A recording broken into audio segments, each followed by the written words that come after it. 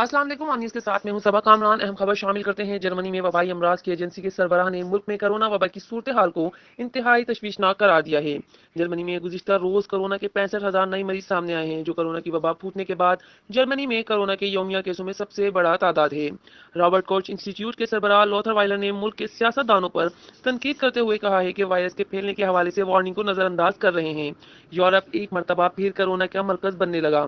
फरवरी तक 5 लाख मजीद अमवात का खदशा है। न्यूजीलैंड यूरोप में लॉकडाउन, क्या ये वबा की दूसरी लहर है? सप्तमवीं रूस की कोविड वैक्सीन यूरोप में तकसीम का बाइस क्यों बन रही है? रोथरवाइलर ने कहा, हम एक बहुत संगीन सूरत हाल की जानिब बढ़ रहे हैं।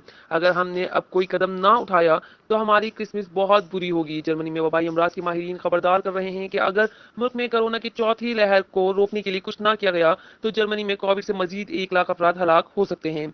जर्मनी के कानून साजों ने एक हंगामा खेज इजलास के बाद वबा से निमटने के कुछ इकदाम की मंजूरी दे दी। रिपोर्ट कर रहे हैं शेख कमाल ऑन न्यूज़ कराची।